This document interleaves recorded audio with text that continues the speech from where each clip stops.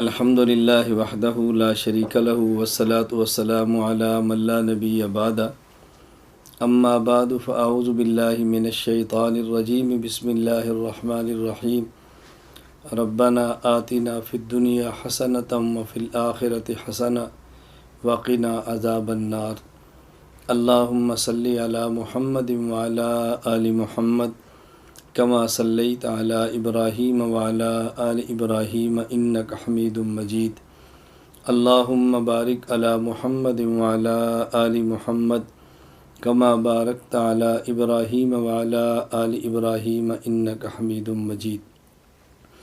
ہم اللہ رب العزت سے دعا مانگتے ہیں اللہ تعالی ہماری دنیا بھی بہتر اور اچھی بنا دے، اللہ رب العزت ہماری آخرت بھی اچھی بنا دے۔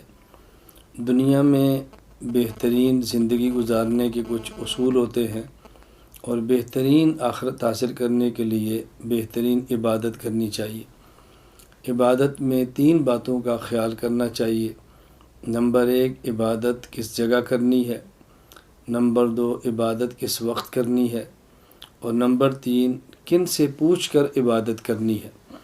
اس لیے کہ بسا اوقات وقت کے بدلنے سے عبادت کا اجر بدل جاتا ہے اور جگہ کے بدلنے سے عبادت کا اجر بدل جاتا ہے، تو کسی شریعت کے ماہر سے پوچھنا چاہیے کہ اس موقع پر کون سی عبادت کریں۔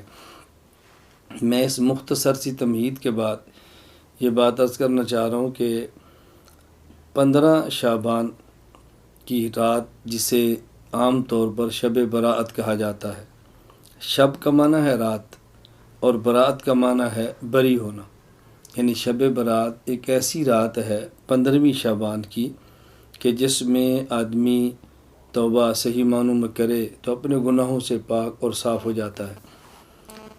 مختلف احادیث شب برات کے بارے میں آئی ہیں۔ حضور اکرم صلی اللہ علیہ وسلم کے سارے مبارک ارشادات کو جمع کریں، ساری روایات کو جمع کریں، احادیث کو جمع کریں تو اس میں 2 باتیں ہمیں سمجھ آتی ہیں۔ نمبر 1، اس رات کو قیام کرنا چاہیے، دن کا روزہ رکھنا چاہیے۔ اور رات کے قیام کا معنی یہ نہیں ہے کہ پوری رات قیام کریں، رات کے قیام کا معنی نہیں ہے کہ مخصوص تعداد میں رکھتے پڑھیں۔ قیام رات کا معنی قیام اللیل کا یہ نہیں ہے کہ ہر رکعت میں مخصوص آیات، مخصوص صورتیں پڑھیں۔ اسی طرح رات کے قیام کا یہ مطلب نہیں ہے کہ رات کے قیام کو ضروری سمجھا جائے اور جو رات کا قیام نہ کرے اسے گناہ گار سمجھا جائے۔ اسی طرح جو 15 شعبان کا روزہ ہے، اس کا معنی بھی صرف اتنا ہے کہ روزہ رکھ لیں تو بہتر ہے، مستحب ہے، اور نہ رکھیں تو گناہ نہ سمجھیں، روزہ رکھنے کو ضروری نہ سمجھیں، اور رمضان کی طرح سحری اور افطاری کے باقاعدہ اعلان نہ کریں اور اجتماعی سحری یا افطاریاں کرا کے اس روزے کو روزے کے مشابہ نہ بنائیں۔ ان چیزوں کا خیال کرنا چاہیے۔ اس رات کو چونکہ آئندہ آنے والے 1 سال کے افراد کے نام لکھے جاتے ہیں، کس کس نے پیدا ہونا ہے، کس کس نے فوت ہونا ہے، کتنا کس کو رزق ملے گا، اس لیے ام المومنین امی عائشہ رضی اللہ تعالیٰ عنہ فرماتی ہیں کہ نبی کریم صلی اللہ علیہ وسلم فرمایا کہ میرا جی چاہتا ہے کہ اس دن میں جب میرا نام لکھا جائے کہ آئندہ سال میں نے کیا کرنا ہے، کہ جب میرا نام لکھا جائے کہ میری اس سال میں وفات آنی ہے، تو میں چاہتا ہوں کہ میرا نام اعمال اس حال میں لکھا جائے کہ میں روزے کی حالت میں ہوں۔ تو میں نے عرض کیا کہ 2 باتیں روایات کو جمع کرنے سے معلوم ہوتی ہیں۔ نمبر 1، رات کا قیام، نمبر 2، دن کا روزہ۔ یہ ایک چیز تو یہ ہوگی، رات کا قیام اور دن کا روزہ۔ نمبر 2، روایات کو دیکھنے سے معلوم ہوتا ہے کہ اس رات اللہ رب العزت جہاں آسمان دنیا سے یہ اعلان فرماتے ہیں، کوئی ہے رزق مانگنے والا جس کو رزق دیا جائے، کوئی ہے مغفرت کو طلب کرنے والا جس کے گناہوں کو معاف کر دیا جائے، جہاں یہ اعلان ہوتے ہیں اس میں کوئی شک کی بات نہیں ہے، یہ اعلانات ہوتے ہیں اور ہم اس کو مانتے ہیں۔ ساتھ احادیث کو دیکھنے سے یہ بھی معلوم ہوتا ہے کہ بعض ایسے بدقسمت افراد ہیں کہ جن کی اس رات بھی مغفرت نہیں ہوتی۔ روایات کو جمع کرنے سے اور شب برات کے متعلقہ ساری احادیث کو دیکھنے سے معلوم ہوتا ہے 8 قسم کے افراد ایسے ہیں کہ جن کی اس رات میں مغفرت نہیں ہوتی۔ نمبر 1، مشرک، جو اللہ کے علاوہ کسی کو حاجت روا سمجھے، اللہ کے علاوہ کسی کو مشکل کو سا سمجھے، اللہ کے علاوہ کسی کو عالم الغیب سمجھے، اللہ کی ذات کے علاوہ کسی بت یا جانور کی پوجا کرے، یہ مشرک ہے، اس کی مغفرت نہیں ہوتی۔ نمبر 2، مشاہن، ایسا وہ شخص کسی مسلمان بھائی کا دل میں بغض رکھے، اس بغض رکھنے والے شخص کی بھی مغفرت نہیں ہوتی۔ نمبر 3، مدمن خمر، ایسا وہ شخص جو شراب کا عادی ہے، اس کی مغفرت بھی نہیں ہوتی۔ کبھی شراب پیا اور توبہ کر لی، آئندہ نہ پیا، یہ الگ بات ہے۔ شراب کا عادی، اس کی مغفرت بھی نہیں ہوتی۔ بلکہ حدیث پاک میں کہ جو شخص دنیا میں شراب پیے پھر توبہ نہ کرے، اللہ اس کو جنت کی شراب سے محروم فرماتے ہیں۔ نمبر 4، مسبل ازار، وہ شخص جو شلوار ٹخنوں سے نیچے کرے، ایسا مرد، اس کی مغفرت بھی نہیں ہوتی۔ اور یہاں یہ واضح نشین فرمائیں، شلوار ہو تب، پائجامہ ہو تب، پینٹ ہو تب، تہمت ہو تب، لنگی ہو تب، کوئی بھی کپڑا جو بندہ پہنتا ہے اس کو ٹخنے سے نیچے کرنا مرد کے لیے حرام ہے۔ عورت کے لیے ٹخنا ظاہر کرنا حرام ہے اور مرد کے لیے ٹخلے کو چھپانا حرام ہے۔ یہاں ایک مسئلے کی وضاحت ضروری سمجھیں، ٹخنے کو چھپانا حرام تب ہے، نمبر 1، نازلاً، کپڑا اوپر سے نیچے جائے۔ نمبر 2، قائماً، کہ بندہ کھڑا ہو، اگر کوئی شخص بیٹھا ہو یا لیٹا ہو پھر ٹخنا چھپا لے تو گناہ نہیں ہے۔ اسی طرح جراب یا موزہ جو نیچے سے اوپر کی طرف آتا ہے پہن لے، ٹخنا چھپا لے، تب بھی گناہ نہیں ہے۔ تو ایک وہ شخص جو ٹخنا چھپاتا ہے اس کی مغفرت نہیں ہوتی۔ نمبر 5، قاتل، نہ حق کسی کو قتل کرنے والا، اس کی مغفرت نہیں ہوتی۔ نمبر 5، قاطع الرحم، رحم یعنی رشتہ داری کے تعلقات کو ختم کرنے والا۔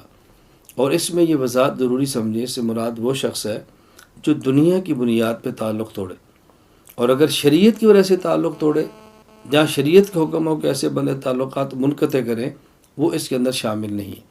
کبھی رشتے کا جھگڑا، کبھی زمین کا جھگڑا، کبھی کوئی خاندان برادری کا جھگڑا، ان معاملات پہ تعلقات توڑنا ہی ٹھیک نہیں ہے۔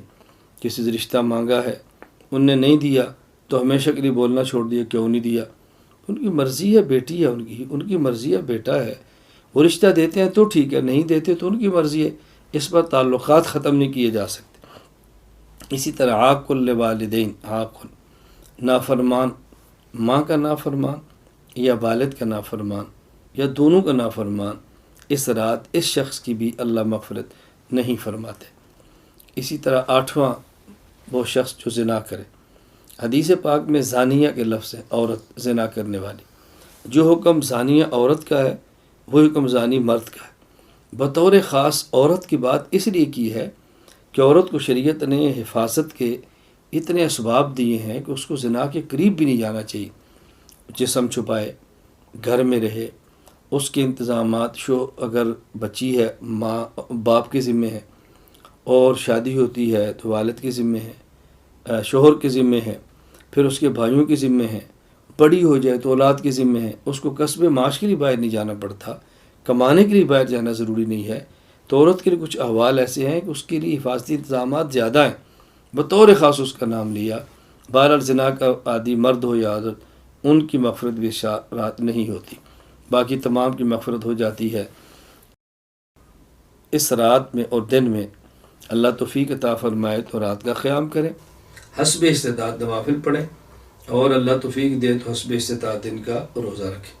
کوئی غریب ہے تو اس کو سحری افطاری کرا دے، یہ بھی ٹھیک ہے۔ اور اگر یہ کام نہ کر سکیں تو بطور خاص 2 چیزوں کا خیال فرمائیں۔ نمبر 1، عشاء کی نماز جماعت کے ساتھ پڑھیں اور کوئی گناہ کیے سو جائیں سنت کے مطابق، اور صبح فجر کی نماز جماعت کے ساتھ پڑھیں مرد۔ خواتین عشاء کی نماز پڑھیں، سنت کے مطابق سوئیں اور صبح فجر کی نماز پڑھ لیں، اللہ رب العزت توفیق عطا فرمائے۔ بس یہ کام کر لیں۔ دن کو روزہ نہیں رکھ سکتے تو گناہوں سے بچنے کا اہتمام کریں۔ ایک تو اس کا خیال کریں کہ نوافل رات کو اور دن کا روزہ نہ رکھ سکے تو کم از کم گناہوں سے بچیں، اور دوسرا بطور خاص شب برات کے موقع پر خرافات سے بچیں۔ کہیں حلوہ اور پوڑی کو ضروری سمجھا جا رہا ہے، اور کہیں رات کو پٹاخے بجانے یہ بچوں کے لیے ضروری سمجھا جا رہا ہے، کہیں اجتماعی عبادت تسبیح کی نماز پڑھنی ضروری سمجھی جا رہی ہے، کہیں خواتین اور مردوں کا مخلوط اجتماع ضروری سمجھا جا رہا ہے، کہیں مساجد اور دیگر جگہوں کو چراغاں کرنا ضروری سمجھا جا رہا ہے۔ تو کم از کم یہ کریں کہ ان خرافات سے بچیں کہ شب برات کے موقع پہ پٹاخے، شب برات کے موقع پر مخلوط اجتماع، شب برات کے موقع پہ اہتمام کے ساتھ صلاۃ و تسبیح کی جماعتیں، تو یہ بدعات ان سے بچیں، رسوم سے بچیں اور خرافات سے بچیں۔ اللہ رب العزت ہم سب کو ہر دن اور ہر رات شریعت حضور اکرم صلی اللہ علیہ وسلم کی سنت کے مطابق گزارنے کی توفیق عطا فرمائے۔ وآخر